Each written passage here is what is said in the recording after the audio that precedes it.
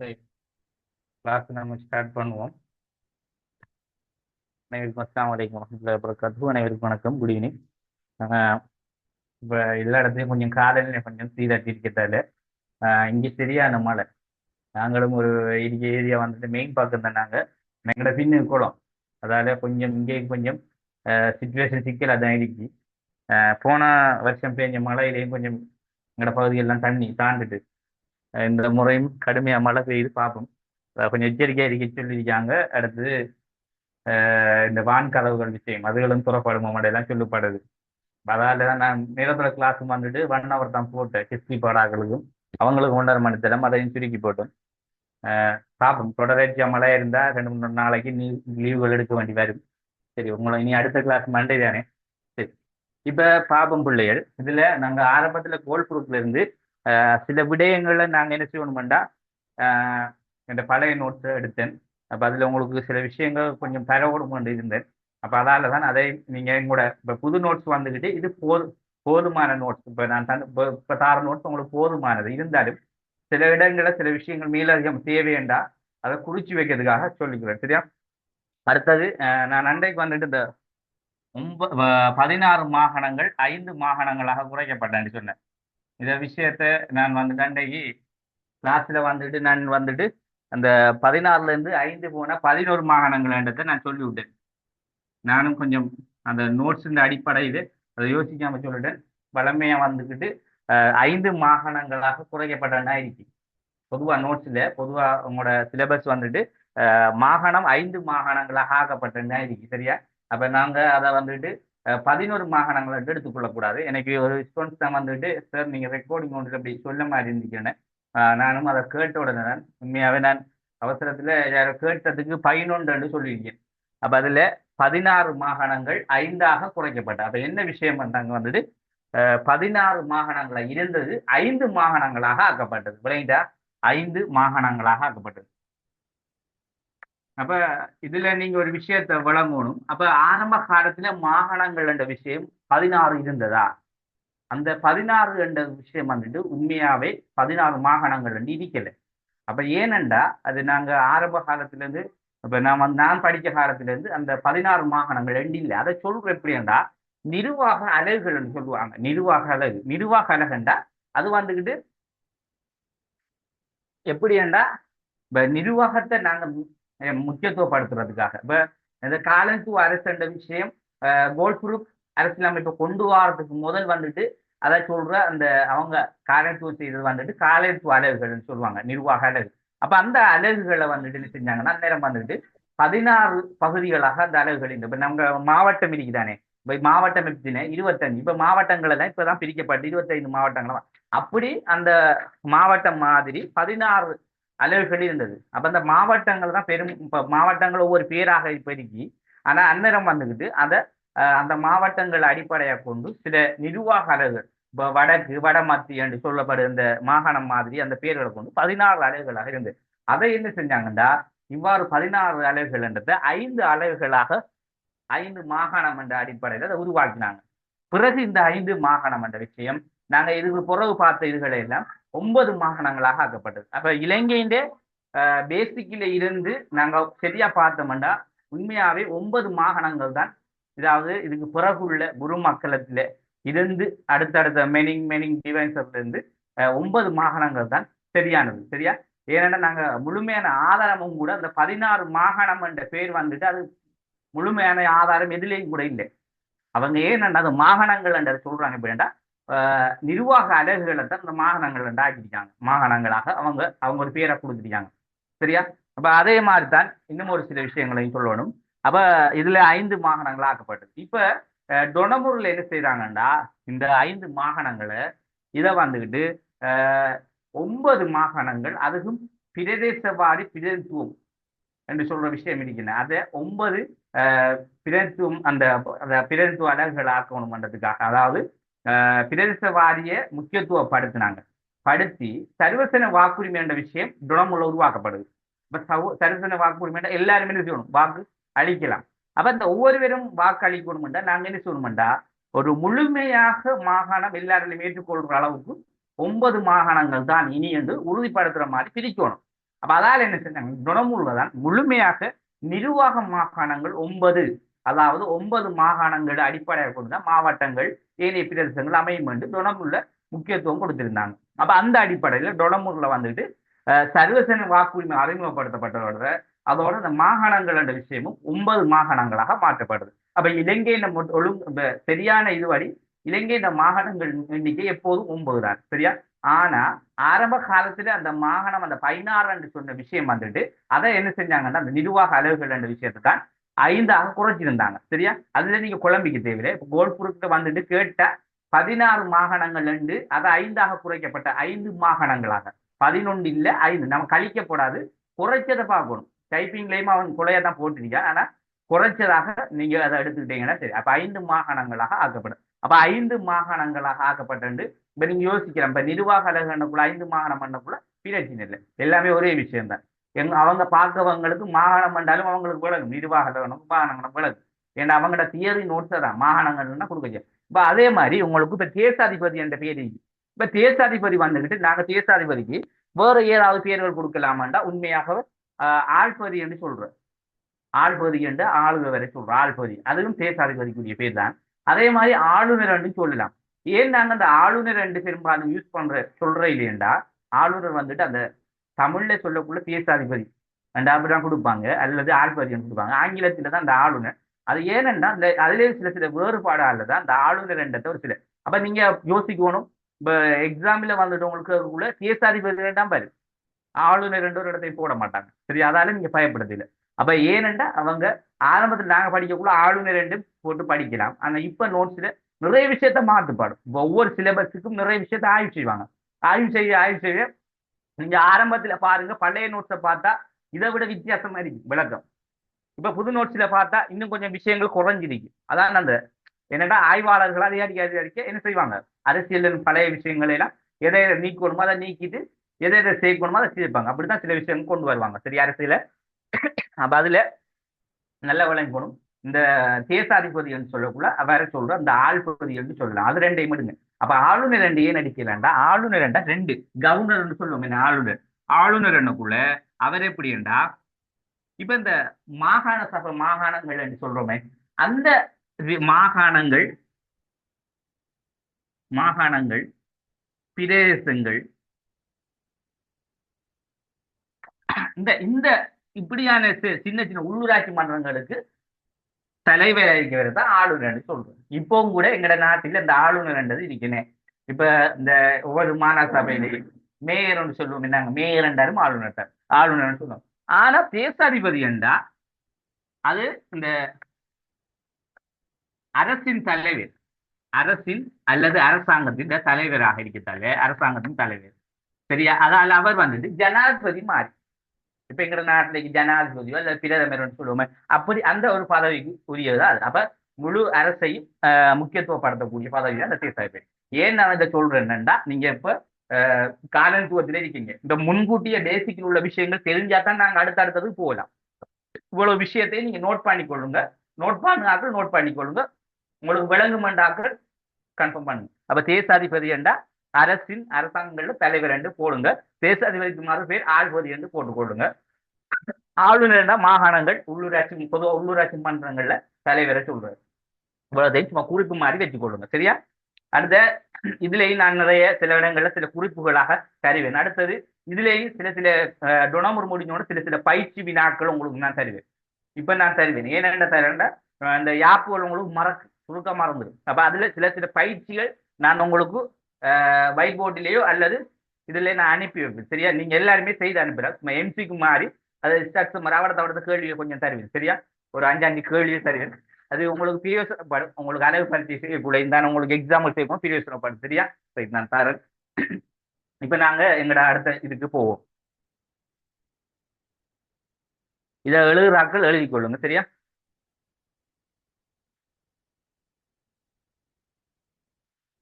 இதுல ஏதாவது டவுட் இருந்தா கேளுங்க.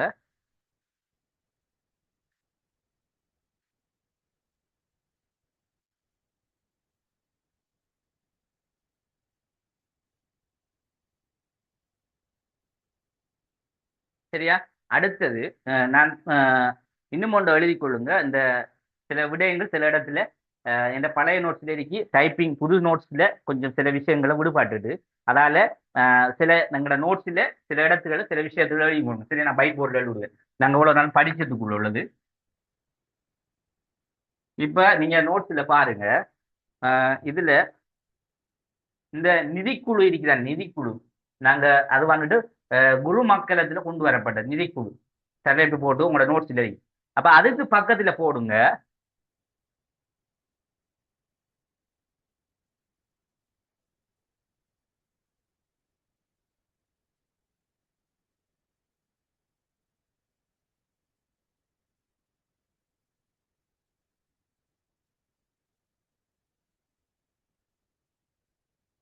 சரியா, நிதிக்குழு பக்கத்துல எழுதுங்க, இப்பதை எழுதுங்க. சரியா, மறந்துடும் உங்களுக்கு. ஏன்னாடா இதெல்லாம் உங்களை ஞாபகப்படுத்துறது.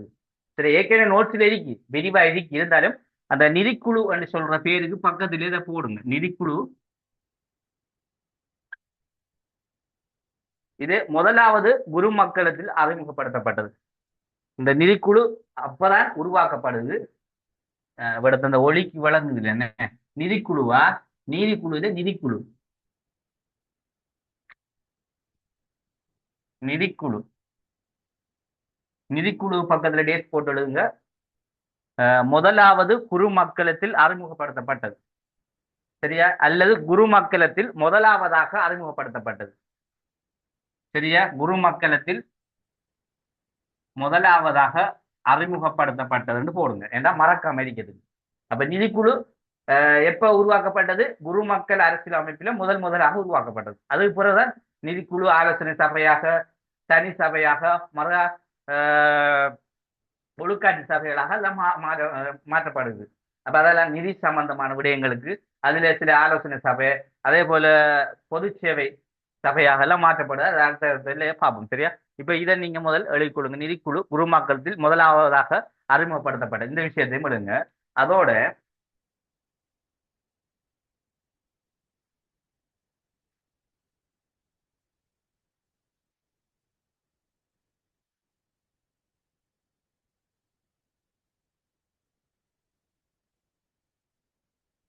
ரைட்,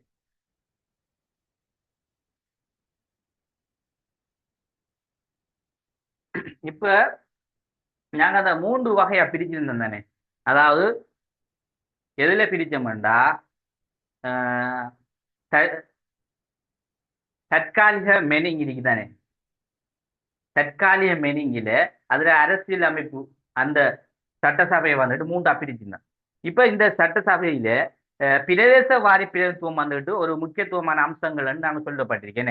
அப்ப அதுல முக்கிய அம்சங்களை 3 விடயமும் உங்களுக்கு நோட்ஸ்ல இருக்குமென்னு நினைக்கிறேன். அதுல 4வது விடயமாக இந்த போடுங்க. 4வது விடயம் பிரதேச வாரி பிரதித்துவம் பிரதிநிதித்துவம் அறிமுகப்படுத்தப்பட்டவை.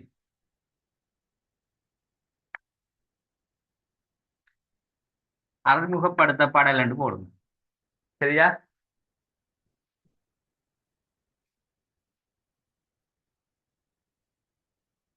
அறிமுகப்படுத்தப்பட அதையும் போடுங்க. சரியா, பிரதேச வாரி பிரதித்துவம் அறிமுகப்படுத்தப்படல் அதையும் அது பக்கத்துல போட்டுக்கொள்ளுங்க. இதுல மீண்டும் ஒரு முறை செல்றேன் வந்துட்டு இதுல பிரதேச அடிப்படை, இன அடிப்படை, சங்கம் இருக்கிறேன். அப்ப பிரதேச அடிப்படை வந்துக்கிட்டு 3 வகை அவங்க உடைச்சாங்க. என்னதுக்கண்டா, எல்லாத்துலயும் கொஞ்சம் கொஞ்சம் ஆக்களை கொண்டு வரணும்ன்றதுக்காக. அப்ப அதுல நீங்க அந்த பிரதேச அடிப்படைன்றதுக்கு போடுங்க. எல்லாரும் எழுதி கொள்ளுங்க. சரியா, நான் சொல்றதை சும்மா விட்டுறாங்க, எல்லாரும் எழுதி கொள்ளுங்க. பிரதேச அடிப்படைன்றத வரையறுக்கப்பட்ட பிரதேச அடிப்படைன்னு போடுங்க. சரியா, இதை எழுதிட்டீங்க தானே. சொல்லுங்க, சொல்லுங்க. சார், ஓ ஓ சொல்லுங்க. பிரதேசவாரி பிரதிநிதித்துவம் அறிமுகப்படுத்தல் 8 என்னமா? அது போடணும் பிரதேசவாரி 4வதா. பிரதிநிதித்துவம் அறிமுக ஓ, அத முக்கிய அம்சங்கள் நீங்க பாருங்க உங்களோட நோட்ஸ்ல முக்கிய அம்சங்கள் அதுல 4வதா போடுங்க. சரியா,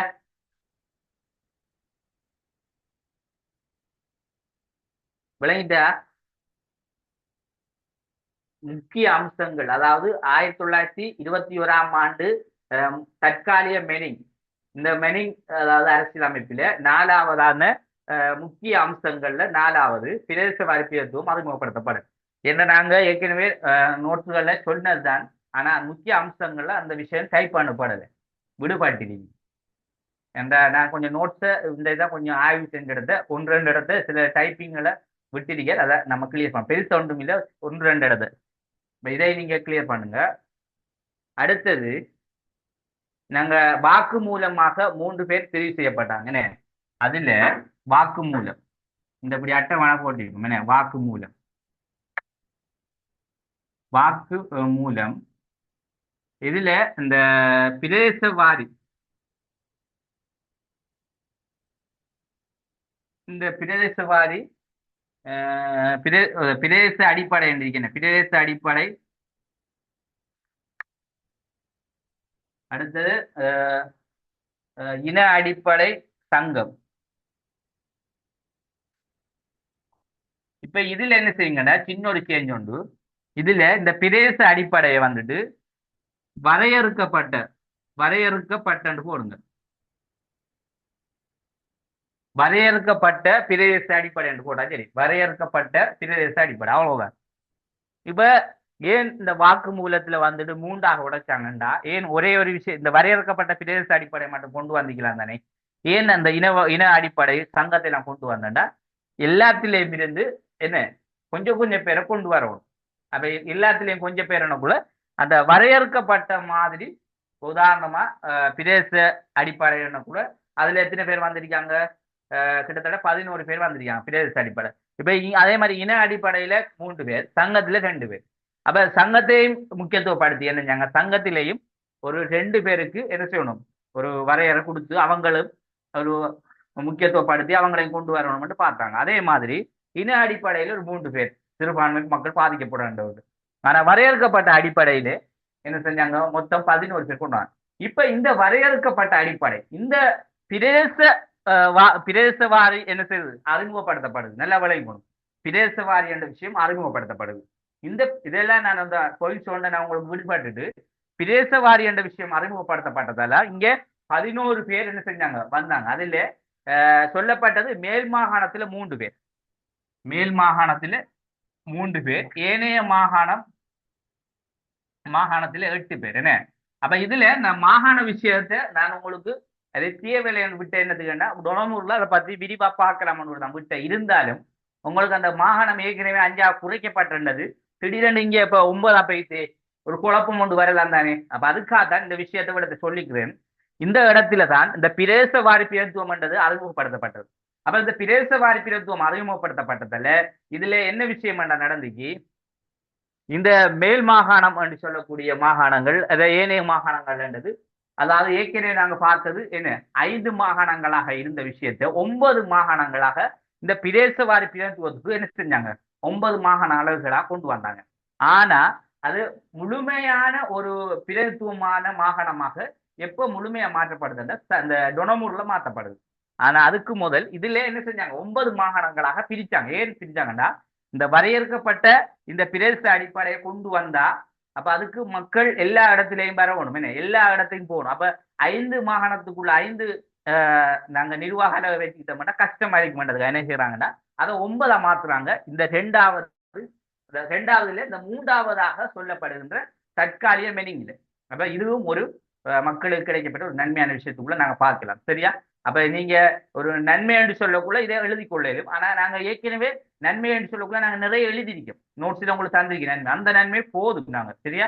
அப்ப இது மேலதையும் உங்களுக்கு தெரிய வேண்டியதுக்காகத்தான் இதை நான் இடத்தை சொல்லிக்கிறேன். என்னண்டா இதுல இந்த மாகாணம் என்றது 9ஆக ஆக்கப்பட்டது வந்துட்டு இந்த 3வது பகுதி தற்காலிக மெனிங்கில, அதிலேயும் இந்த பிரதேச வாரி பிரதித்துவம் என்று சொன்ன விஷயம் அறிமுகப்படுத்தப்பட்டதோட மாகாணங்கள் 9ஆக மாற்றப்படுது. ஆனா அது சரியான தீர்மானமான மாகாணமா மாறுது இந்த இதுல டொனமூர்ல. ஆனா இதுல மாற்றப்பட்டு இங்க என்ன நடக்குதுண்டா, இந்த ஏற்கனவே வந்துகிட்டு நாங்க பார்த்தோம் வடக்கு, அதுல தென், மேல், அதே போல கிழக்கு, மத்தி, இப்படித்தான் இருந்த இந்த 5 மாகாணமா இருந்தத இதை என்ன செஞ்சாங்கண்டா உங்களுக்கு விளங்குதா, அந்த ஒளி கொஞ்சம் அடிக்குதுனே. ரைட். அந்த வெளிச்சம் தான். சரி, முதலாவதுல இருக்கிறது வட மாகாணம் என்று போட்டிக்கணும். சரியா, வடக்கு. ரெண்டாவது தெற்கு தென் மாகாணம். அடுத்தது மேல். அடுத்தது மேல் மாகாணம் மேற்கு மாகாணம். கிழக்கு கிழக்கு மாகாணம். அடுத்தது ஐந்தாவது மத்திய. இந்த ஐந்தாகத்தான் இருந்தது. சரியா, நல்ல விளங்கணும். நோட்ஸ்ல இருக்கு, நீங்க பாருங்க. நாங்க முதலாவது போல் குரூப்ல 5 மாகாணங்கள் என்னன்றதை போட்டிருக்கோம். அப்ப அந்த 5 இருந்தது. திரும்ப இதுல அதை 9 மாறக்குள்ள 9 மாகாணங்களை மாறக்குள்ள எப்படி மாறுது? அதுல மேல் மாகாணம் 3. சரியா, 3 இது மேல் மாகாணத்துக்கு போயிடுது. மிச்சம் 8 மாகாணங்களுக்கு ஏனவே 8 உறுப்பினர்கள் பிரதிநிதிகள் என்ன செய்யறாங்க, தெரிவு செய்யப்படுறாங்க. அதுல அடுத்தது என்னென்ன வருமெண்டா, சரியா, வடக்கு தெற்கு மேற்கு கிழக்கு மத்திய என்றா அடுத்து வரப்போகுது வட மத்தி வடமேல்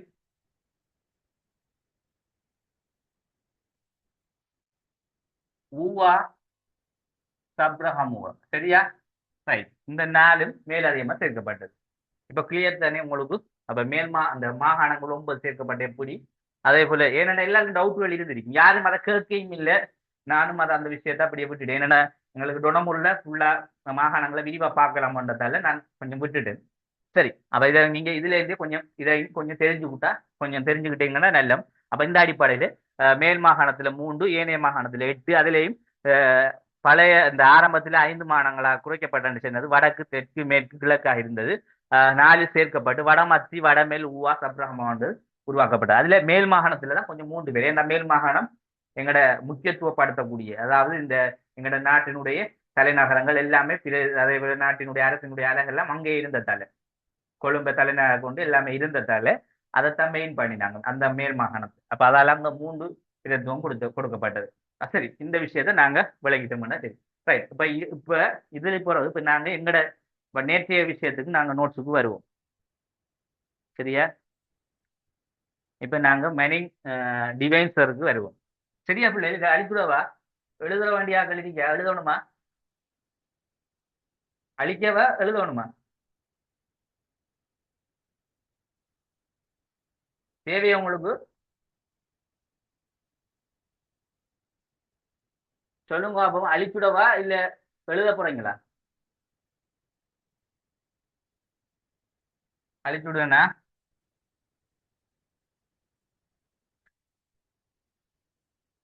ரைட். இப்ப நாங்க பார்ப்போம். மரின் டிவைசர் அரசியல் திட்டம் நாங்க ஏற்கனவே நேற்று கொஞ்சம் பார்த்த மாதிரி என்ன.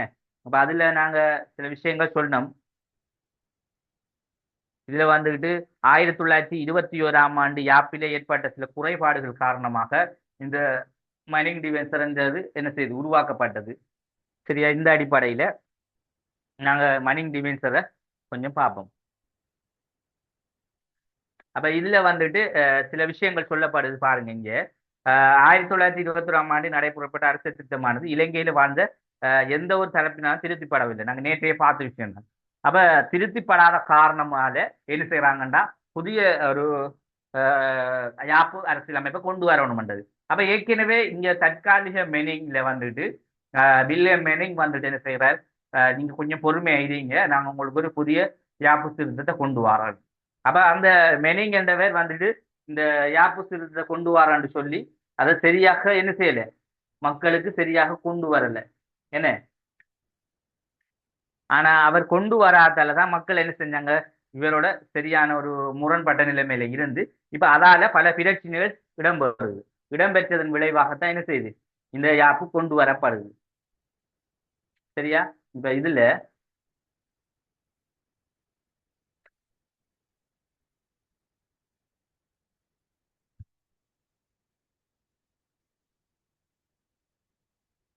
ரைட்.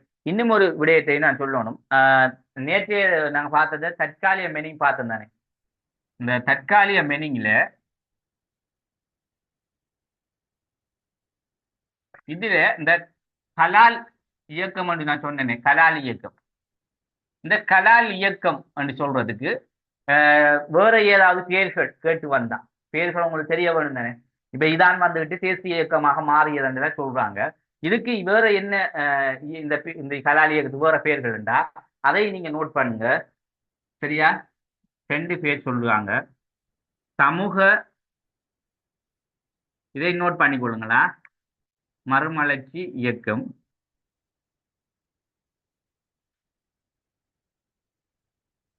மது ஒழிப்பு, சரியா? கலால் இயக்கம் தான் சமூக மறுமலர்ச்சி இயக்கமும் மது ஒழிப்பு இயக்கம், இதுக்கு ரெண்டு பேர் இருக்கு. இதை நோட் பண்ணிக்கொள்ளுங்க. என்ற சில வேளைகளை இந்த இந்த கலால் இயக்கம் வந்துட்டு பிறகு இதான் ஊடாகத்தான் நிறைய என்ன செய்யுது, அரசியல் கட்சிகள் உருவாக்கப்படுகிறது. அடுத்தது எங்க நாட்டுக்கு சுதந்திரம் கிடைச்சதுதான் இந்த இதான் பேசிக். அப்ப அதால தான் நாங்க இந்த கலால் இயக்கம் என்னன்றதை கொஞ்சம் தெரிஞ்சுக்கணும். சில வேளைகளை ஆஹ் ரெண்டு ரெண்டு விடை எழுதுறதுல சில டைப்ல போடலாம். கலால் இயக்கம் என்றால் என்ன, அதுக்கு வேறு பேர்கள் இருந்தா நாங்க இந்த கொஞ்சம் போட்டு விட்டோம்னா நல்ல, சரியா? அதுக்காக இதை கொஞ்சம் நோட் பண்ணிக்கணும். சமூக மறுமலர்ச்சி இயக்கமா, சமூக மறுமலர்ச்சி இயக்கம், மது ஒழிப்பு இயக்கம் என்று போட்டுக்கொள்ளுங்க, சரியா?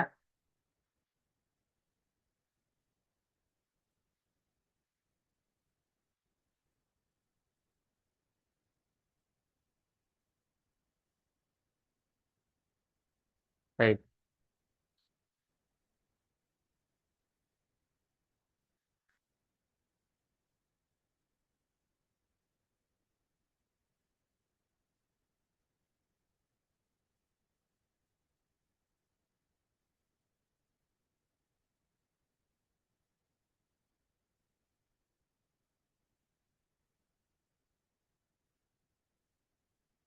ரைட், இப்ப பார்ப்போம். சரியா? இதை பாருங்க, சரியா? அழிச்சுடுவேன்னா இப்ப நான் நாலாவது பார்க்க போறோம்.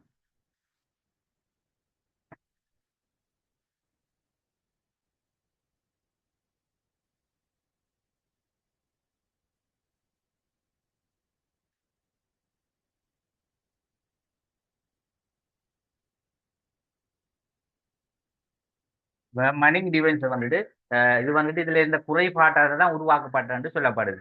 அது மட்டும் இல்லாம இவங்க தொடர்ந்து என்ன செஞ்சாங்க, இவங்களோட கருத்துக்களை ஏற்றுக்கொள்ளல. அதே போல மக்கள் வந்துகிட்டு இவங்களுக்கு எதிராக சில நடவடிக்கைகளை எல்லாமே என்ன செஞ்சாங்க, கொண்டு வந்தாங்க. அதையும் இவங்க ஏற்றுக்கொள்ளல.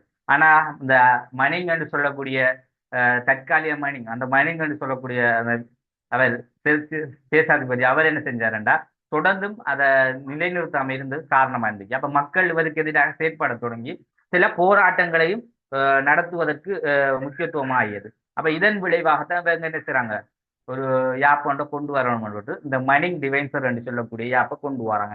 அப்ப இதுல பாருங்க, இதுல ஆரம்பத்துல வந்துகிட்டு சில விடயங்கள் சொல்லப்படுது. எப்படின்னா இது சம்பந்தமாக நடந்த சம்பவங்கள்ல இந்த கோரிக்கைகள் சீர்திருத்தம் கோரி தேசிய காங்கிரஸ் தொடர்ச்சியாக கோரிக்கை முன்வைக்கும். பாருங்க, இந்த அரசியல் திட்டம் தொடர்பாக இந்த ஏற்கனவே இந்த கலால் இயக்கம் சொல்லு, இந்த இயக்கம் வந்துட்டு நாங்க ஏற்கனவே பார்த்தோம். என்ன செய்யறாங்க இவங்க, ஒரு போராட்டம் எல்லாம் செஞ்சு அது கண்டி கலவரம், கண்டி பிரச்சனையாக மாறி திரும்ப பிரித்தானிய இவங்களை கைது செய்து திருவங்க அவங்கள கொண்டு என்னது சிறையில போட்டு திரும்ப விடுதலை செஞ்சிருந்த மக்கள் அந்த தலைவர்கள் எல்லாம் வந்து திரும்ப ஒரு என்ன செய்யறாங்க, தேசிய இயக்கம் என்ற பேரை உருவாக்குறாங்க. அப்ப இதுல நாங்க விளைவிக்கலாம் வந்துகிட்டு இன்னும் ஒரு பேராக நாங்க சொல்லலாம். இந்த இவங்களால இந்த கலால் இயக்கம் இந்த இதுகளால அவங்களால உருவாக்கப்பட்ட இந்த தேசிய காங்கிரஸ் என்று சொல்லுங்க, தேசிய காங்கிரஸ். இந்த அதுக்கு இது வந்துட்டு இயக்கம் இல்லை, இவங்களால உருவாக்கப்பட்ட ஒரு இதான ஒரு பிறகு ஒரு கட்சியாகவும் மாறியது. அப்ப தேசிய காங்கிரஸ் என்ற ஒரு பேரில் ஒரு கோரிக்கையாக அரசியல் திட்டம் கூட தேசிய காங்கிரஸ் என்ற அமைப்பில் உருவாக்கப்படுது.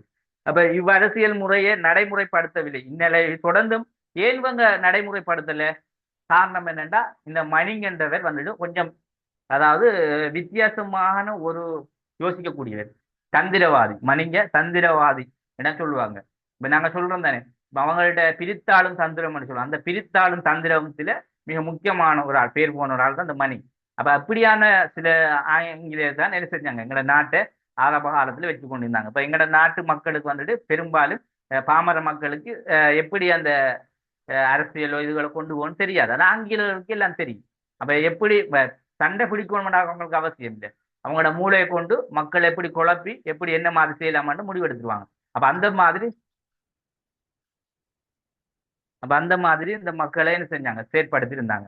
இப்ப இந்த அடிப்படையில தான் நாங்க இவங்களை என்ன செய்யறோம், இந்த தேசிய காங்கிரஸ் என்றதை இந்த தலைவர்கள் தான் என்ன செய்றாங்க உருவாக்கி இவங்களுக்கு எதிராக தொடர்ச்சியான சில கோரிக்கைகள் முன்வைத்து வந்தாங்க.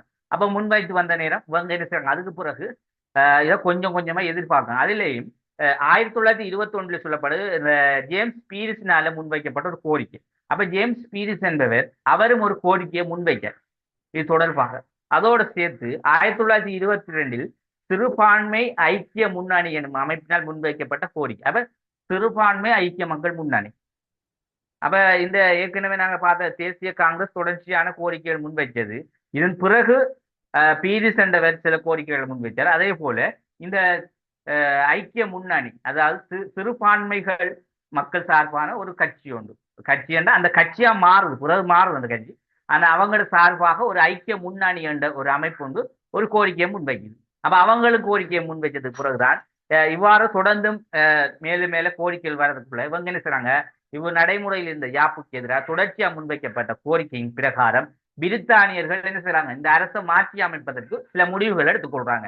அப்ப அந்த அமைப்பின் பிரகாரம் தான் 1924 இந்த மரிங் டிவைன்சர் என்று சொல்லக்கூடிய அந்த இதாவது இந்த இதுல நிர்வாகத்தில் இருக்கின்றார். அதாவது இந்த மரிங் டிவைன்சர் என்பவர் எப்படி அவர் உள்வாங்கப்படுகிறார் என்றா, இந்த தற்காலிக மெனிங்கில நிர்வாகத்தில் இருக்கின்ற ஒரு ஆள். அவர் வந்துட்டு குடியேற்ற நாடு காரியதரிசியா இருக்கார். அப்ப அவர் என்ன செய்யறார், நிர்வாக சபையில் இருக்கின்ற குடியேற்ற நாடு காரியதரிசி அவரையும் கொண்டு இவருமா சேர்ந்து சில என்ன செய்யறாங்க, என்ன விஷயத்த கொண்டு வரலாம்ன்ற ஒரு முடிவு ஒன்று எடுத்துதான் இந்த யாப்பை உருவாக்குறாங்க. அந்த அடிப்படையில தான் இது மரிங் டிவைன்சர் என்ற ஒரு அரசியல் திட்டமாக உருவாக்கப்படுது. சரியா, நீங்க நான் சொல்ற விஷயத்தை வச்சு இந்த நோட்ஸை கொஞ்சம் பார்த்தீங்கன்னா உங்களுக்கு ஆட்டோமேட்டிக்கா விளங்கும். அப்ப இந்த அடிப்படையில் 1924 உருவாக்கப்பட்ட இந்த யாப்பு தான் இது. இதுல வந்துட்டு பாருங்க, இதுலேயும் அப்ப நாங்க ஏற்கனவே இருந்து பார்த்துட்டு வாரோமே, தலைமை தாங்க போறது யாருன்னா தேசாதிபதி. அப்ப நாங்க கோல்பூரத்துல இருந்து பார்த்தோம், அதே போல குருமக்கலத்துல பார்த்தோம், மைனிங்ல பார்த்தோம், மைனிங் டிவைன்சர்ல கூட தேசாதிபதி. ஆனா இவருக்கு ஒரு வேறொரு பேர் ஒன்று வருது இவ்வளவு. என்ன பேர் என்றா ஆழ்பதி என்று சொல்றது. ஆழ்பதி என்றா தேசாதிபதி, அவருக்கு ஒரு உதவியாக இருக்கின்ற உதவி தேசாதிபதினு சொல்லுவாங்க. சரியா, இப்ப பாருங்க அதுல விஷயத்த இதை பார்ப்போம். சரியா, ரைட். அப்ப இதுல நாங்க என்னென்ன சில முக்கியத்துவமான அம்சங்கள் இதுல உருவாக்கப்பட்டதுன்றது சொல்றாங்க. இதுல இவங்க ஊடாக சில கோரிக்கைகள் முன்வைக்கப்பட்டது. அந்த கோரிக்கைகளின் பிரகாரம் என்ன விடயத்தை இங்க உள்வாங்கினாங்கன்னா, முதலாவது விடயம் தெரிவு செய்யப்பட்ட 2 உத்தியோகத்தர்கள் சட்ட நிர்வாக சபையில் உள்வாங்கப்பட்டமை. அப்ப இதுல தெரிவு செய்யப்பட்ட 2 உத்தியோக பற்றாற்றோர், அப்ப உத்தியோக பற்றாற்றோர்ல இருந்த 2 பேர் என்ன செய்யறாங்கன்னா இந்த சட்ட நிர்வாக சபையில உள்வாங்குறாங்க. அப்ப அவங்களையும் சட்ட நிர்வாக சபையில சேர்த்துக் கொள்றாங்க, உத்தியோக பற்றாற்றோர்ல இந்த 2 பேர்.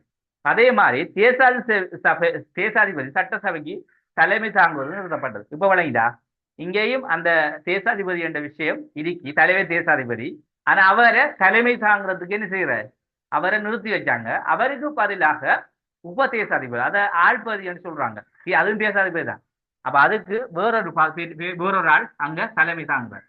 ஆழ்பதி என்ற யார் என்றதை நாங்க அடுத்ததுல பார்ப்போம். சரியா, அப்ப ஆழ்பதி என்ற ஒரு ஆளை அந்த பேரை நாங்க ஆழ்பதி என்று ஒரு தலைமை தாங்குறார். சரியா, அப்ப ஏன் இந்த சட்டசபையை பொறுத்த அளவிலே அவரை தலைமை தாங்க வைக்கலா, அவர் ஒரு எப்படி இருக்காருன்னா முடியின் எங்கட எந்த முடி பிரித்தானியா முடி இருக்குதானே, பிரித்தானியா முடியின் ஒரு பொம்மை மாதிரி. அதாவது அவர் என்ன செய்யறாரு, அதை பார்த்துக்கிட்டு இவங்களை கண்காணிக்கின்ற ஒரு ஆளாக தேசாதிபதி இருப்பார்.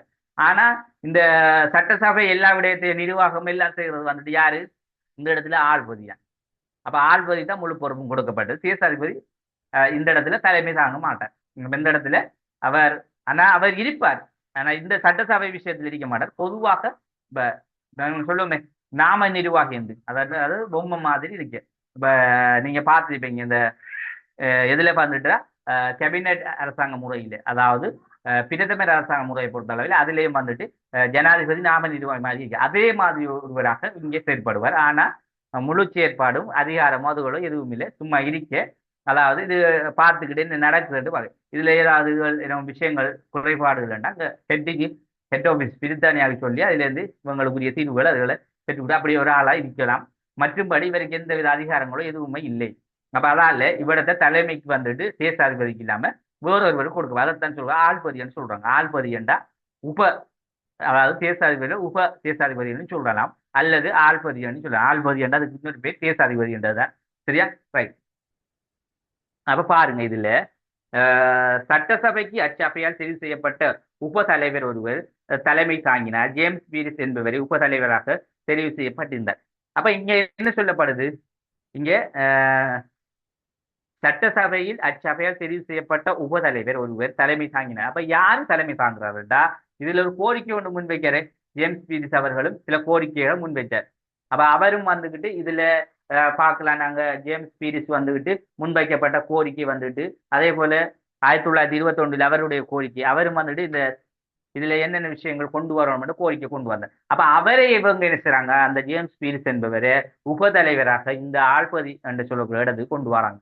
அப்ப இதுல வந்துட்டு நாங்க பார்க்கலாம், சட்டசபைக்கு அச்சபையால் தெரிவு செய்யப்பட்ட உபதலைவர் ஒருவர் தலைமை தாங்கினார். ஜேம்ஸ் பீரிஸ் என்பவர் உபதலைவராக தெரிவு செய்யப்பட்டார். இதை நாங்க இரண்டாவது அம்சமாக பார்க்கலாம். அதே போல பாருங்க, தெரிவு செய்யப்பட்ட இலங்கை பிரதிநிதிகளுக்கு எதிராக பிரித்தானியர் பலம் குறைந்து வந்தது. அப்ப பிரித்தானியர் பலம் வந்துட்டு தெரிவு செய்யப்பட்ட இலங்கை பிரதிநிதிகளுக்கு எதிராக என்ன செய்யுது? பிரித்தானியர் பலம் கொஞ்சம் குறைஞ்சு. ஏன்? இப்ப மெஜாரிட்டி வந்துட்டு இலங்கை சார்பாக தான் கொஞ்சம் கொஞ்சம் கூட வருது. இப்ப என்ன செய்யறாங்கண்டா, பிரித்தானியர்களுக்கு எதிராக இலங்கையர்களும் கொஞ்சம் வாய் திறக்க போறாங்க. இப்ப இந்த தற்காலிக மெனிங்கில இருந்து இந்த மெனிங் டிவைன்ஸருக்கு வந்தது பிறகுதான் இதுல இருக்கின்ற சில உறுப்பினர்கள் என்ன செய்றாங்கடா, கொஞ்சம் பேசுறாங்க. இந்த மக்கள் பிரச்சனை சம்பந்தமாக, மக்களுக்கு நடக்கின்ற அநீதி சம்பந்தமாக சில விஷயங்களை என்ன செய்யறாங்க, சட்டசபையில சொல்லக்கூடிய ஒரு சில தகுதியில கொண்டு அதை தான் சொல்றாங்க. தெரிவு செய்யப்பட்ட இலங்கை பிரதிநிதிகளுக்கு எதிராக பிரித்தானியரின் பலம் குறைந்து வந்தது. அப்ப பிரித்தானிய பலம் படிப்படியாக குறைஞ்சிட்டு இந்த இடத்த. அப்ப இதுல அவங்களோட ஆதிக்கம் குறைய குறைய என்ன செய்யும்? அடுத்து எங்களோட நாட்டுக்குரிய அடுத்தடுத்த சுதந்திரம் கிடைக்கக்கூடிய வாய்ப்புகளும் இதனூடாக ஏற்படும். அப்ப அது முதலாவதாக இதுல கொண்டு வர அம்சத்துல உண்டு. அப்ப இந்த அடிப்படையில தான் இந்த முக்கியத்துவமான சில அம்சங்கள் சொல்லப்படுது. அப்ப அதுல அடுத்த விஷயத்த பாருங்க. இதுல 1924ஆம் ஆண்டு சட்டசபை கால உறுப்பினர்கள் பற்றியும் சில விடயங்கள். அப்ப இதுல உறுப்பினர்கள் எந்த மாதிரி என்னன்றதெல்லாம் நாங்க ஒரு அட்டவணையில பார்ப்போம். பார்த்துட்டு அடுத்தது இந்த ஆள்பதி என்ற யாரு, நீதிக்குழுவில் என்ன விஷயம் கொண்டு வரப்பட்டது, அதே போல நீதிக்குழுவோட கடமை, இந்த மூன்று விஷயம் தான் இதுல முக்கியத்துவமாக சொல்லப்படுது. உலகத்தையும் பார்த்துட்டோம்னா அடுத்தது டொனமுர்தான். சரியா? அதையும் கொஞ்சம் பார்ப்போம். ரைட். இதுல 49 அதே மாதிரி தான். சரியா? அதே மாதிரி தான். சின்ன சின்ன மாற்றங்கள் தான், பெருசா இதுல ஒரு மாற்றங்களும் இல்லை. இதுல உத்தியோக சார்பு, உத்தியோக சார்பற்றோர், அதுல இங்கல அந்த அதே இதுல 12 வருது. இங்க வந்துட்டு 37 வருது. இங்கதான் எண்ணிக்கை கூடுது. சரியா? அந்த எண்ணிக்கை கூடுது. அதை மூண்டா பிரிக்கலாம். பிரதித்துவம், இனவாரி, நியமனம்.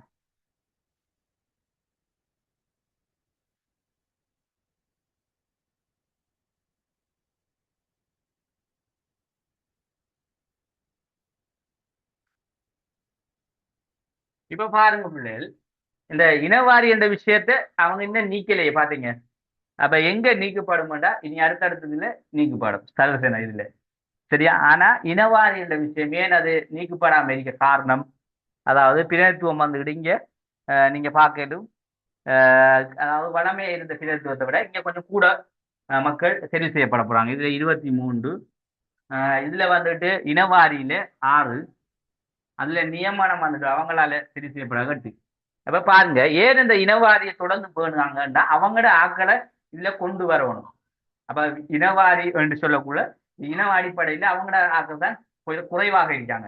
அப்ப இனத்தை முக்கியத்துவப்படுத்தி அவங்களோட இனத்தை முக்கியத்துவப்படுத்தி என்ன செய்றாங்க, இந்த 6 பேரை கொண்டு வந்தாங்க. அதுல ஐரோப்பியர், பழங்கியர், மேல் மாகாண தமிழர் ஒரு ஆள் அதுல வந்த. அப்ப அவங்களோட ஆட்கள்ல தான் கூடுதலா எங்கட சார்பாக ஒரு தமிழர் ஒரு ஆள் வந்த. அப்ப அதை நாங்க பார்ப்போம். அடுத்த இதுல வந்துட்டு பிரத்துவத்துல 2ஆக பார்க்கப்படுது. இல்ல சிங்களவர், அடுத்தது தமிழர் சார்பா 14 7. சரியா? அடுத்தது இதுல கொஞ்சம் பாருங்க, ஐரோப்பியர், பரங்கியர், தமிழர்,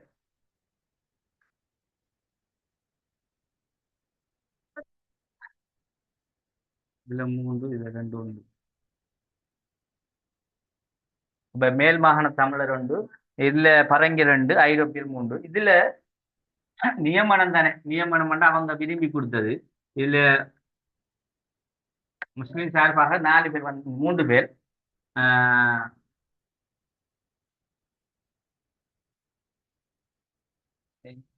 sorry, இந்திய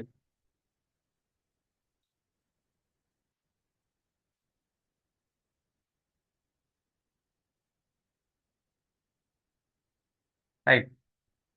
இதுல பாருங்க, இப்ப உத்தியோக சார்பு 12, உத்தியோக சார்பு 37 பேர். இப்ப உத்தியோக சார்பு வந்துகிட்டு 12, இங்க 37 இப்ப நாங்க ஏற்கனவே பார்த்து வந்ததுல அந்த உத்தியோக சார்புகள் தொடர்ந்து என்ன செய்யறாங்க, இதுலயும் செயற்பாட்டு வராங்க. ஆனா இதுல எந்தவித மாற்றம் உத்தியோக சார்பில இல்லை. இப்ப நாங்க அதுல வந்துகிட்டு ஒரு 14 பேர். இதுல அந்த ஏற்கனவே பார்த்ததுல ஒரு 2 பேர் கூட இருந்தது, இப்ப 2 பேர் குறைஞ்சிருந்துச்சு. அதுக்கு முதல் பார்த்ததுல 11 இருந்துச்சு, அதுக்கு முதல் பார்த்ததுல 9 இருந்துச்சு. அப்ப என்ன செய்யுது, கூடி 9 இருந்தது, திரும்ப இதுல குறைஞ்சி, திரும்ப அதுல கொஞ்சம் கூடி, திரும்ப இதுல குறையும். ஏனென்றா இந்த உத்தியோக சார்பு வந்துட்டு படிப்படியா நிர்வாகத்துல எங்கட இங்க இருந்து ஆட்கள் என்ன செய்றாங்க, இந்த உத்தியோக சார்பில உள்ள ஆட்களும் படிச்ச ஆட்களும் இருந்ததால வேலை செய்யற ஆட்கள் இருந்தது, இதுல கொஞ்சம் கொஞ்சமாக அடுத்தடுத்த இதுகளை கூட போறாங்க. ஆனா இங்க வந்துட்டு அவங்கள சார்பா தான் இதுல இவன் இருந்தாங்க, உத்தியோக சார்பு உள்ள ஆட்கள் 12 பேர் இருந்தாங்க. சரியா?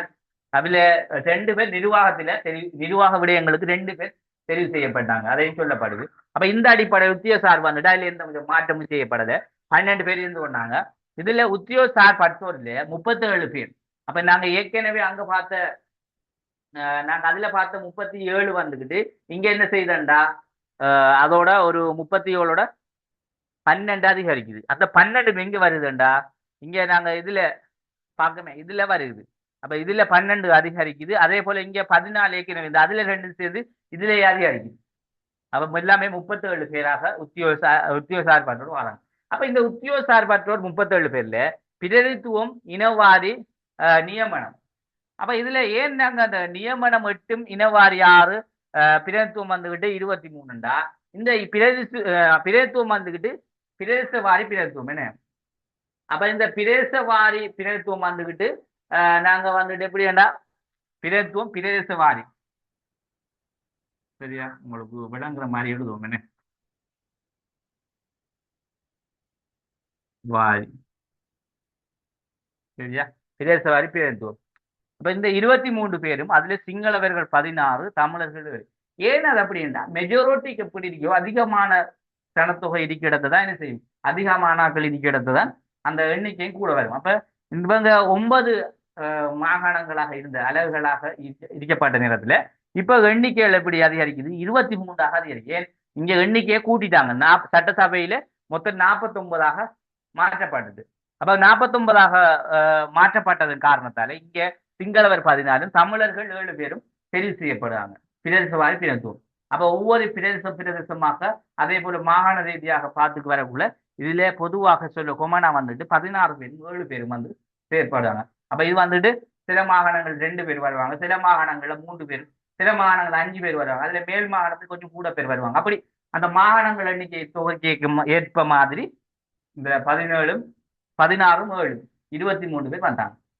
இப்ப இனவாரி வந்துகிட்டு இனவாரிக்கு தனிப்பட ஒரு அதுக்கு ஒரு இது ஒன்று எலெக்ஷன் ஒன்று நடத்த மாட்டாங்க. இந்த இனவாரி வந்துட்டு அவங்க வந்துட்டு எப்படி வேண்டாம், இப்ப இது வந்துட்டு நியமனம் அவங்க நியமிக்குது. இப்ப இனவாரி வந்துட்டு அது இனவாரி பிரதித்துவத்துல வந்துட்டு பொதுவா வந்துட்டு அவங்க தெரிவு செய்வாங்க. தெரிவு எப்படி தெரிவு செய்வாங்கன்னா, இப்ப இங்க என்ன போட்டு இந்த நடக்க மாதிரி இந்த இனங்களுக்குள்ள தெரிவு செய்யப்படும், இனங்களுக்கு ரீதியான அந்த எலெக்ஷன் உண்டு.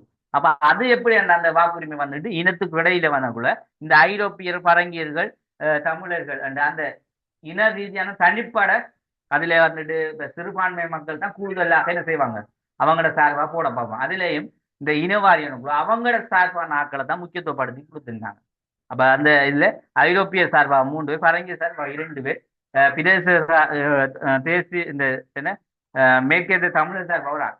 அப்ப இந்த இனவாரிகள் சொல்லக்கூடிய பிரதித்துவம் வந்துட்டு இதுவும் வந்துட்டு அவங்களோட சார்பாக எடுப்பதற்காக இந்த இனவாரியை தொடர்ந்து என்ன கொண்டு வராங்க. அதுல 6 பேர் மொத்தம், இதுல 3, 2, 3. இப்ப நியமனம் என்பது அதை சொல்ற நம்ம இப்ப எங்களோட நடைமுறையில அரசியல தேசிய பட்டியல்னு சொல்லுவாங்க. அதாவது அவங்க எடுக்க அந்த வாக்குக்கு ஏற்ப என்ன செய்யற, போதான் ஒரு கட்சி வந்துட்டு 10 ஓட்டு எடுத்துட்டா அதாவது 10 ஆசனம் எடுத்துட்டோம்னா அந்த 10 ஆசனத்துக்கு போனஸா ஒரு 3 ஆசனம் கொடுப்பாங்க. அவங்களுக்கு சொல்லப்படும் வீதாசாரம். நீங்க இத்தனை வீதாசார அடிப்படையில ஒரு 5 ஆசனமோ ஒரு 10 ஆசனம் எடுத்தோம் உங்களுக்கு அதுக்கேற்ற வீதாசார அடிப்படையில நாங்க என்ன செய்வோம் ஒரு 3 ஆசனம் இல்லாட்டி 2 ஆசனம் போனஸை தருவோம். அந்த அந்த போனஸ் மாதிரி இவங்க வளமையா ஏற்கனவே நியமனம் வந்து அவங்களோட சார்பாக அவங்கள நியமிச்சாங்க. அதாவது உத்தியோக பற்ற சார்பாக நியமனம். அந்த அவங்களோட நியமன அடிப்படையில முஸ்லிம் சார்பாக 3 பேரையும் இந்தியா மக்கள் சார்பாக தோட்ட தொழிலாளர் இந்திய மக்கள் சார்பாக அதுல 2 பேரும், அதே போல இந்த இவங்க வந்து சிறப்பு என்று சொல்லக்கூடிய சிறப்புண்டா அவங்க வந்துட்டு பொதுவாக கொஞ்சம் ஸ்பெஷலாக அந்த 3 பேர் சரியா, அந்த 3 பேரும் அவங்களோட சார்பாக அவங்க யாரை விரும்புறாங்களோ அவங்க தெரிஞ்சோம். அப்ப இந்த அடிப்படையில் 8 பேர். அப்ப இந்த அடிப்படையில தான் இந்த மணி டிஃபென்ஸ் அரசியல் அமைப்பு 49 உறுப்பினர்களை கொண்டு உருவாக்கப்பட்டது. அப்ப இதுவும் வந்துட்டு ஒரு 31க்குள்ள 6 வருஷத்துல இது இருந்தது. இதுலேயும் இது பூரணமான ஒரு முறையாக இல்லை. இது அவசரத்துக்கு மக்களை இந்த கோரிக்கைகளுக்கு இடங்க சிறுபான்மை மக்கள் இந்த கோரிக்கைகள் இந்த விடயத்தை கொண்டு வந்தாங்க. இதுலேயும் நிறைய குறைபாடு. இந்த இனவாரி என்ற விஷயம் கிடக்க தேவையில்லை என்ன. அப்ப அவங்க மீண்டும் மீண்டும் அவங்களோட ஆக்கள் தான் இங்க அதிகமாரியாங்க. அதே போல இதுலேயும் வந்துட்டு பிரதேச வாரி பிரதித்துவத்துல இதுலேயும் என்ன நடக்குது, சிங்களவர்கள் தமிழர் தகவல். அப்ப என்னடா இதை நாங்க முழுமையா மாற்றணும்டா எல்லா இடத்திலும் எல்லா மக்களும் தனிப்பட வரணும்னா சர்வசன வாக்குரிமை என்ற விஷயத்தை கொண்டு வரணும்னே. அப்ப இந்த சர்வசன வாக்குரிமையை தான் முதலாக நாங்க அடுத்ததை பார்க்க போறோம் டொனமுல்லா அறிமுகப்படுத்துறாங்க. இந்த சர்வசன வாக்குரிமை என்ற விஷயம் அறிமுகப்படுத்தப்பட்டதால தான் எல்லா மக்களுக்கும் எல்லா இனங்களிலிருந்தும் வாய்ப்புகள் கிடைக்கப்பெற்றது. அப்ப எல்லா மக்கள் சர்வசனம் பண்ணக்குள்ள ஒட்டுமொத்த இலங்கையில இருந்தும் என்ன செய்வாங்க, உதாரணமாக பௌத்தர்கள், அதே போல தமிழர்கள், முஸ்லிம்கள், பரங்கிகள் 4 இனம் இருக்கின்றா. இந்த 4 இனத்துடைய மக்களும் என்ன செய்வாங்க, 4 இனத்துக்கு 4 கட்சிகள் உருவாக்குவாங்கன்னு 4 கட்சி அடிப்படை. அப்ப கட்சி இல்லாட்டியும் கூட 4 மக்கள் சார்பாக என்ன செய்வாங்க, மொத்தமாக நாடு ரீதியாக சர்வசனமா போடக்குள்ள இப்ப இவங்களுக்கு ஒரு 70 பேர் போட்டா, இவங்களுக்கு ஒரு 20 பேர் போட்டா, இல்ல இவங்களுக்கு ஒரு 65 பேர் போட்டா, இவங்களுக்கு ஒரு 15 பேர் என்னுமே, இவங்களுக்கு ஒரு 8 பேர், இவங்களுக்கு ஒரு 2, ஏனைய ஆக்களுக்கு ஒரு 2 பேர், 2 3 பேர், இப்படி இந்த வீதத்தை அடிப்படையில் என்ன செய்வாங்க போட்டு வரக்குள்ள. அப்ப எல்லாத்திலேயும் இருந்தும் ஆக கூடுதலாக இருக்க பௌத்த மக்கள் சார்பாக தான் கூடுதலாக நாசனம் போகும் என்ன, அந்த பிரதிநிதிகள் வருவாங்க. இப்ப இவங்க 65 எண்ணக்குள்ள ஒரு 100 பேர் 100 உதாரணத்துக்கு சொல்றேன் நான், ஒரு 50 பேர் தான் தேவை என்று வச்சுக்கோங்க. 50 பேர் தேவையானக்குள்ள பௌத்த மக்கள் சார்பாக எடுக்கக்குள்ள இப்ப இதெல்லாம் அதுக்குள்ள அடங்கும். இந்த உத்தியோக சார்பெல்லாம் வரும். அப்ப அப்படியெல்லாம் கழிச்சு பார்த்தாலும் பௌத்த சார்பாக ஒரு 10 15 20 பேர் ரெண்டு வரக்குள்ள தமிழர் சார்பாக அப்படி அந்த அவங்க எடுக்கிறதுக்கு ஏற்ற மாதிரி அப்ப என்ன செய்யும் கொஞ்சம் கொஞ்சமாக வரும். அப்ப வரக்குள்ள எல்லா இதுலையும் இருந்து மக்கள் என்ன செய்யறாங்க, அவங்க விரும்பி ஆதரிச்சு, அதாவது போட் போட்டு நாங்க எடுத்த எங்களுடைய பிரதிநிதி எங்கள் சார்பாக பேசக்கூடியவர்கள் ரெண்டு என்ன செய்வாங்க, அந்த ஒரு மனதில ஒரு ஆள் மனதில ஒரு விருப்பம் கொண்டு என்ன செய்வாங்க, மக்கள் சார்பானவர்கள் என்று அவங்களும் என்ன செய்வாங்க மக்கள் சார்பாக சட்டசபையில இவங்களோட கருத்துக்கள் தொடர்பாக பிரச்சனை தொடர்பாக பேசி மக்களுடைய நலன்களை அரசியல் விடயங்களை பெற்றுக் கொடுப்பாங்க. அப்ப இப்படியான ஒரு முறைக்காகத்தான் இவங்க என்ன செய்றாங்க, இந்த முறை எல்லாம் தகர்த்தறிஞ்சிட்டு சர்வசனம் பண்ணக்கூடிய ஒரு முறையை இந்த டொனமுள்ள கொண்டு வராங்க. அப்ப இதுலயும் சில குறைபாடுகள் இந்த இப்ப இதுல முக்கியமான சில விடயங்கள் கண்டிருக்கு, அதை கொஞ்சம் நாங்க பார்ப்போம் சரியா, பார்த்துட்டு அடுத்த டொனம் இருப்போம். இப்ப இதுல என்ன முக்கியமான விடயங்கள் மாற்றப்பட்டா, இதுல பெருசாக ஒரு விடயம் இல்லை, எண்ணிக்கைகள் இங்க கூட்டப்பட்டிருக்கு நல்லா விளங்குதா. அப்ப அங்க பார்த்த எண்ணிக்கை அங்க பார்த்த 37 விஷயம் வந்துட்டு இங்க 49 மாற்றப்பட்டிருக்கு சரியா. அப்ப அதுல நாங்க 37 உறுப்பினர் இங்க 49 மாற்றப்பட்டதால இங்க எண்ணிக்கை கொஞ்சமே தெரியுது. அங்க 14 இங்க 23 இருந்தது. அங்க 14 23 இருந்ததுன்னு 23 இருந்தது. இப்ப இங்க என்ன செஞ்சுக்க 37 வந்துருக்கு. அப்ப 23 37 எத்தனை கூடிருக்கு, ரைட் 14 இங்க கூடிருக்கு, அவ்வளவுதான். இங்க 2 குறைக்கப்பட்டிருக்கு. அப்ப அவ்வளவுதான் இதுல வித்தியாசப்பட்டிருக்கு, வேற எதுவும் இல்லை. உறுப்பினர் எண்ணிக்கைகள்ல கொஞ்சம் மாற்றங்கள் நடந்திருக்கு. அப்ப இதுல புதிதாக கொண்டு வரப்பட்ட ஒரு விஷயம் தான் இந்த ஆள்பதி என்று சொல்லக்கூடிய விஷயம். அப்ப ஆள்பதி ஏண்டா அதுல என்ன விடயம் என்றா, ஆள்பதி அதாவது இதுல சொல்ல நாங்க பொறுப்பு வந்துட்டு தேசாதிபதிக்கு அதிகாரம் உத்தியோக அங்கத்தவர். சரியா? இப்ப இந்த அட்டவணை உங்களுக்கு ஓகே தானே? நாங்க கொஞ்சம் அழிச்சு போட்டு பார்ப்போம். சரியா?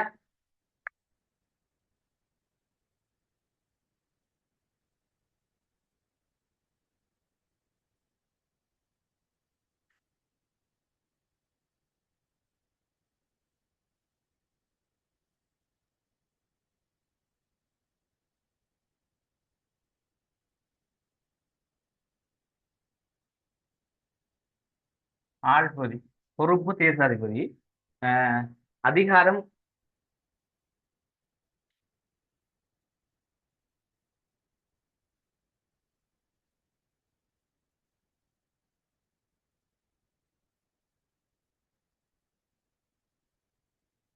இப்ப உத்தியோகங்கிறது ஏன் பாருங்கண்டா, இப்ப இந்த ஆள்பதி என்று சொல்ற வந்துட்டு பொறுப்பு தேசாதிபதி, அதிகாரம் உத்தியோகங்கிறது.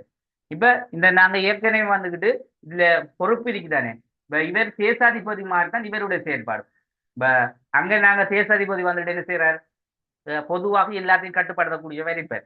ஆனா இங்கே தேசாதிபதியை நீக்கி போட்டு என்ன செஞ்சாங்க, ஆள்பதி என்றதை கொண்டு வந்து இந்த ஆள்பதி எங்க இருந்து வரணும்டா, இந்த இதுக்குள்ள நிர்வாகம் சம்பந்தமாக இதுல ஒரு இல்லாட்டி இதுல ஒரு உறுப்பினராக அதான் சொல்லுவாங்க உத்தியோக அங்கத்தவர், உத்தியோகம் உள்ள உறுப்பினர்ல ஒரு ஆளாக வரணும்.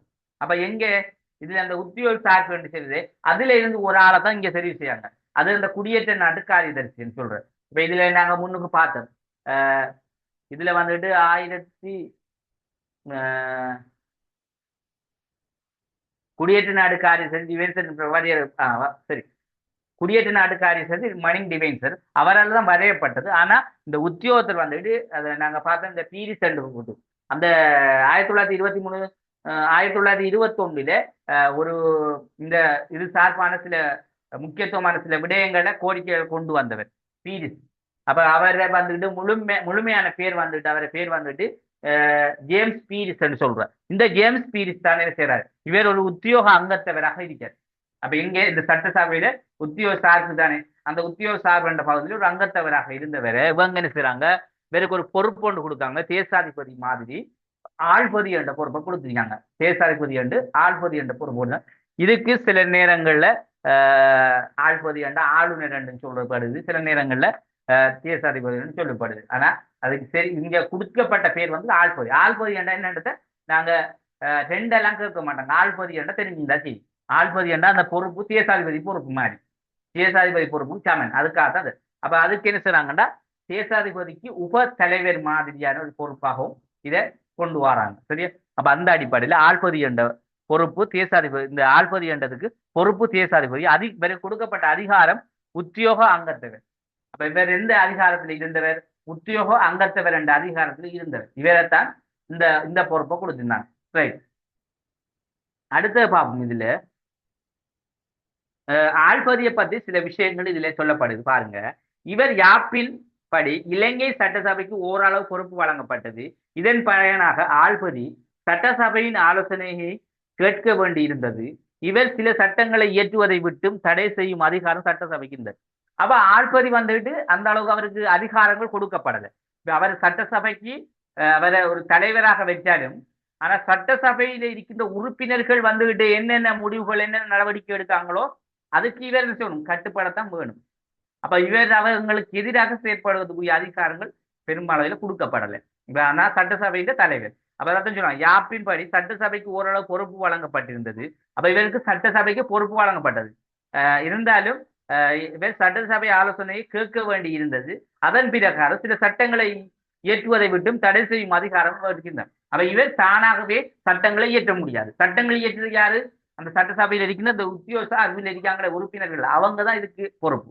அப்ப அவங்க நிர்வாக சட்டத்துக்கு பொறுப்பாக இருக்கிறதால அவங்க தான் அதை பார்த்துப்பாங்க. இவர் அதுல ஒரு அவங்களுக்கு எல்லாம் ஒரு தலைவர் மாதிரி இருக்க வேண்டியதுதான்.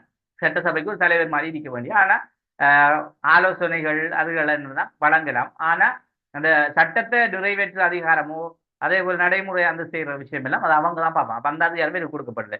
இப்ப இவரை பத்தி சொல்றாங்க, பொதுவாக குறிப்பிடும் போது இவர் யாப்பின் ஆள்பதிக்கு பூரண பொறுப்பு இருந்தது.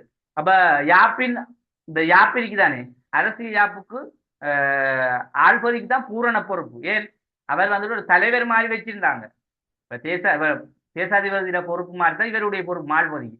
அப்ப சட்டசபை தலைவர் இருந்தாலும் சில நிபந்தனை கட்டுப்பாடுகள் விதிக்கப்பட்டது. நல்ல விளைவிக்கணுமா இந்த விஷயத்தை படத்தை விளங்கிட்டா தான் இதோட இந்த மெனிக் டிவைஸரோட இந்த முக்கியமான சின்ன சின்ன யாப்பெல்லாம் முடியுது.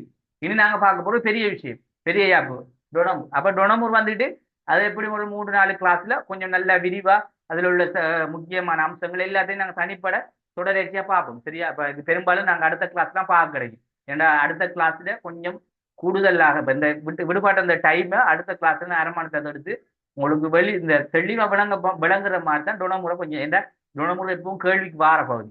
கோல்புருக்கும் உங்களுக்கு நல்லா கிளியரா பண்ணி விளங்கப்படுது. ஏன்னா கோல்புருக்கும் கேள்விக்கு வார இதெல்லாம் பெருசா வராது. எம்சிக்கு பகுதிக்கு வாரத்தால இது எங்களுக்கு கொஞ்சம் தெரிஞ்சிருக்கணும்ன்றதுக்காக நாங்க கொஞ்சம் மேலோட்டமா பார்த்துருக்கோம்.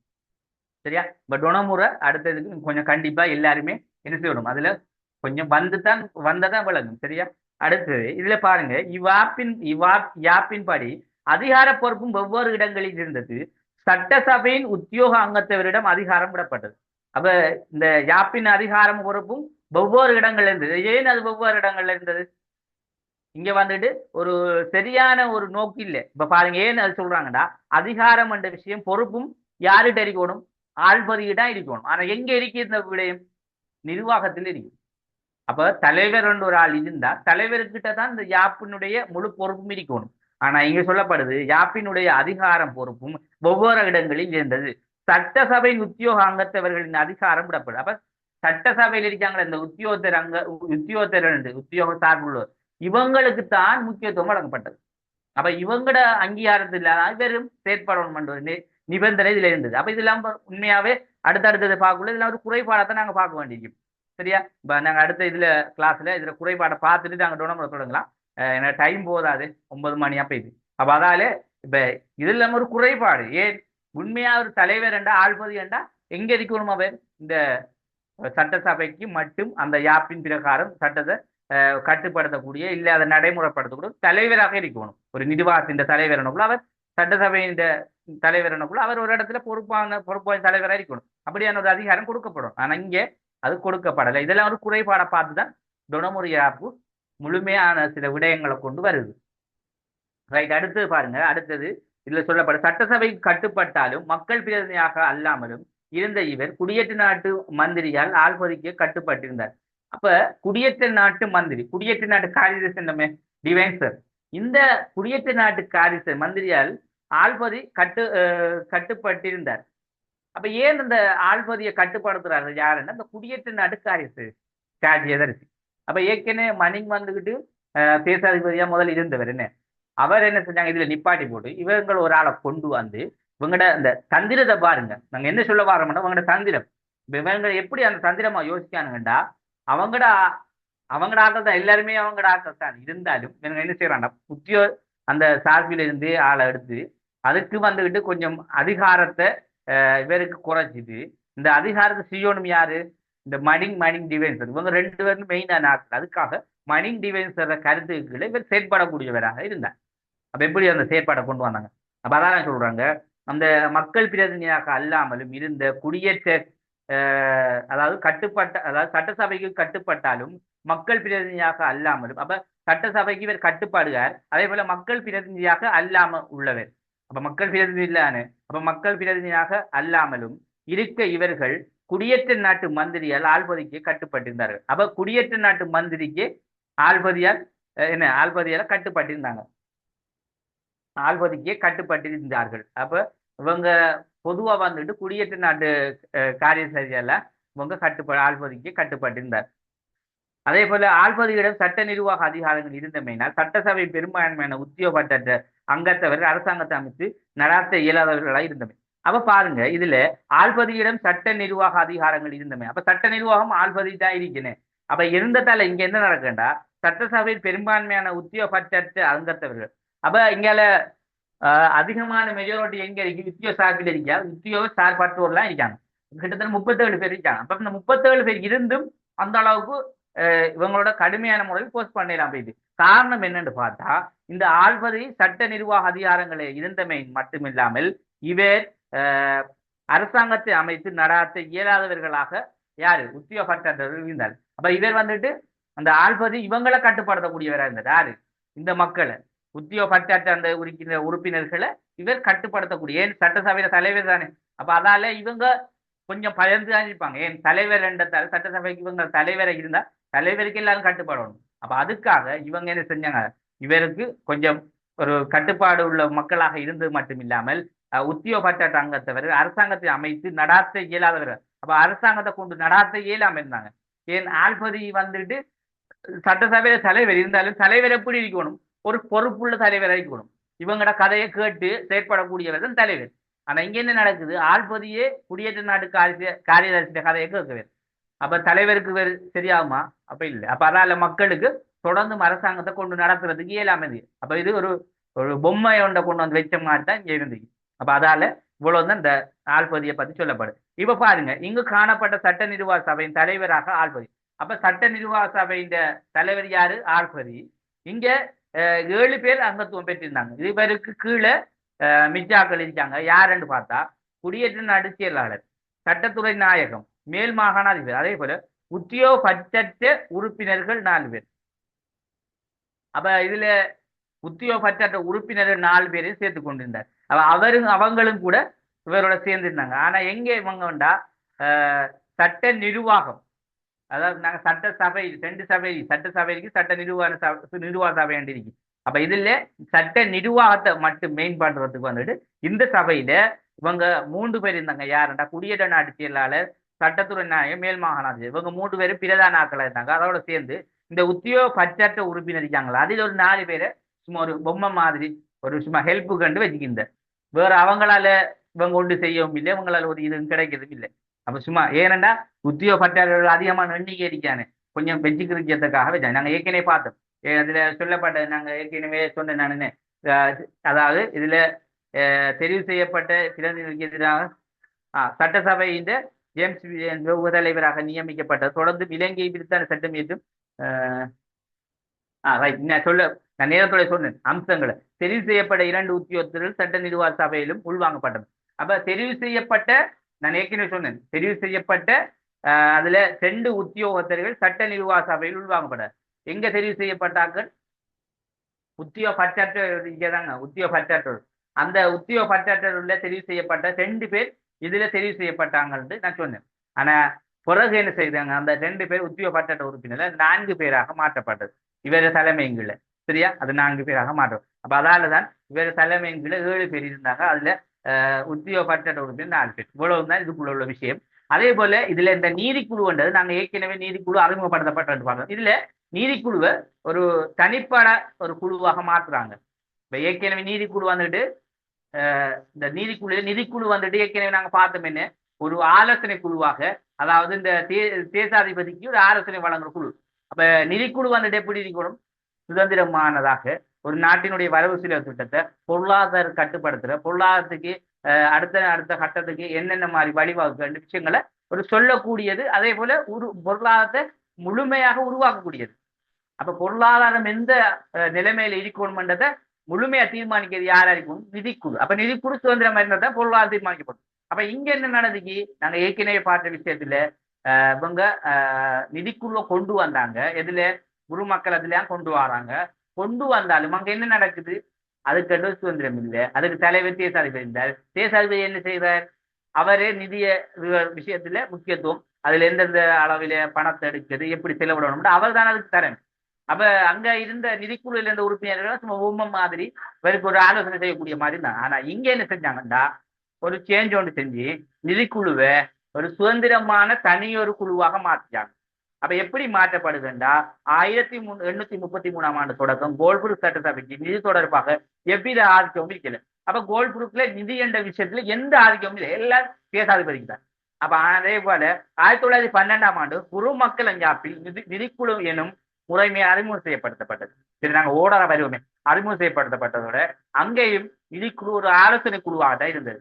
அதே மாதிரி 1921 அறிமுகம் செய்யப்பட்ட மணிங் அரசியல் நிதிக்குழு புதிய பரிணாமத்தை அடைந்து இதனை தொடர்ந்து அப்ப மணிங் தற்காலிக மணிங்கில கொஞ்சம் பரிணாமம் உண்டா, ஏற்கனவே இருந்ததுல கொஞ்சம் சில நடவடிக்கைகளை கொண்டு வந்தாங்க. என்ன நாங்க அதுல பார்த்தோம். சில அம்சங்கள்ல முக்கியமான சில கோரிக்கைகள்ல இந்த நிதிக்குழுவை ஒரு சுதந்திரமான ஒரு குழுவாக மாற்றுங்கன்னு சில கோரிக்கைகளும் வைக்கப்படுது. அப்ப அதன் பிறகு தான் இங்க என்ன செஞ்சாங்க, நிதிக்குழு சுதந்திரமான குழுவாக மாற்றுவதற்கு 1924 ஆண்டு மணி டிவென்சர்ல முடிவெடுத்தாங்க. அந்த அடிப்படையில் நிதிக்குழு வந்துட்டு ஒரு தனி ஒரு சுதந்திரமான குழுவாக மாறி இதுல யாருன்னு பார்த்தா தலைவர்கள் குடியேற்ற நாடு அதுலேயும் அங்க இருக்க மாதிரி தான் இங்கேயும் குடியேற்ற நாடு காரியதர்சி, வருமான வரி அதிகாரி, கணக்காளர் நாயகம், உத்தியோகபற்ற உறுப்பினர்கள். அவங்க உத்தியோகபற்ற உறுப்பினர்கள் எத்தனை பேர் ரெண்டு இல்ல, பொதுவா உத்தியோகபற்ற உறுப்பினர்கள் இங்க 4 பேர்ல மாறி மாறி அதுல 2 இதுல 2 மாறியும் போடலாம். சில நேரங்கள் அப்படி அவங்களுக்குள்ள அந்த எண்ணிக்கையை வச்சிருந்தாங்க. அதுல உத்தியோகபற்றர்களும் கலந்து கொண்டாங்கன்னு சொல்லப்படுது. இப்ப இந்த அடிப்படையில தான் நாங்க இந்த நிதிக்குழுவை பற்றி நாங்க தெரிய வேண்டியது. சரியா?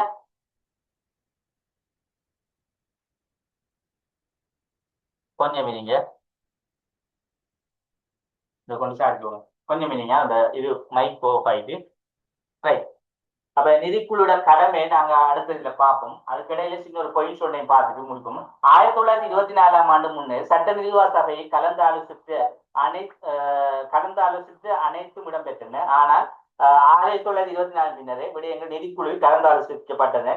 இந்நிதிக்குழு பிரபல்யம் மிக்கதாக இக்காலத்திலையும். அப்ப இந்த நிதிக்குழு வந்துட்டு 1921 கலந்து ஆலோசிக்கப்பட்டது சுதந்திரமான நிதிக்குழுவாக மாற்றப்பட்டது. ஆனா இது வந்துட்டு 1924 ஆண்டு மணி டிவென்சர்ல தான் முழுமையான சுதந்திரமான நிதிக்குழுவாக மாற்றப்பட்டு இப்போ அந்த காலகட்டத்தில் இது ஒரு பேசப்படுகின்ற எல்லாராலும் ஏற்றுக்கொள்ளப்படுகின்ற விரும்பப்படக்கூடிய ஒரு நிதிக்குழுவாக அந்த நேரங்களும் மாறியது.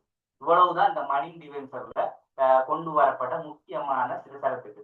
இந்த அடிப்படையில தான் நாங்க இந்த மணி டிவென்சரை பார்த்து நாங்க விளங்கினா. சரி, இது நிதிக்குழு சம்பந்தமான சில கடமைகள் இருக்கு. அதோட இந்த மணி டிவென்சர்ல என்ன குறைபாடு என்ன நன்மை என்றதை நாங்க அடுத்த இது சும்மா மேலோட்டமா பார்ப்போம். சரியா? அப்ப அதுலயும் கொஞ்சம் விளங்கி போட்டு நாங்க டொனமூர்ல முழுமையான அடுத்த விஷயங்களை நாங்க பார்த்துட்டு போவோம். சரியா?